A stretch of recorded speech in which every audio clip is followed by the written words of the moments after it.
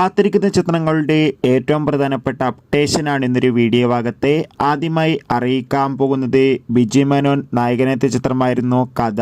ഇന്നുവരെ ചിത്രം ഈ വരുന്ന ഡിസംബർ 13-ാം തീയതി മനോരമാക്സ് എന്ന OTT പ്ലാറ്റ്ഫോമിലൂടെ OTT റിലീസ് ചെയ്യുമെന്ന് ഒഫീഷ്യലായി കൺഫേം ആക്കിയിട്ടുണ്ട്. കാത്തിരിക്കാം ചിത്രത്തിൻ്റെ OTT റിലീസിനായി.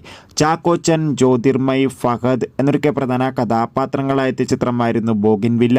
ചിത്രം ഈ വരുന്ന ഡിസംബർ 13-ാം തീയതി മുതൽ സോണി ലീവ് എന്ന OTT പ്ലാറ്റ്ഫോമിലൂടെ OTT റിലീസ് ചെയ്യുമെന്ന് ഒഫീഷ്യലായി കൺഫേം ആക്കിയിട്ടുണ്ട്. നെസ്ലിൻ നായകനെത്തിയ ചിത്രമായിരുന്നു അയാം കാതലൻ. ചിത്രം സംവിധാനം ചെയ്തിരിക്കുന്നത് ഗിരീഷ് ഏടിയാണ്. അയാം കാതലൻ എന്ന ചിത്രം ഈ വരുന്ന ഡിസംബർ മാസം തന്നെ മനോരമാക്സ് എന്ന OTT പ്ലാറ്റ്ഫോമിലൂടെ OTT റിലീസ് ചെയ്യുമെന്ന് കൺഫേം ആക്കിയിട്ടുണ്ട്. മീര ജാസ്മിൻ, അശ്വൻ എന്നൊക്കെ പ്രധാന കഥാപാത്രങ്ങളായെത്തിയ ചിത്രമായിരുന്നു പാലും പഴവും.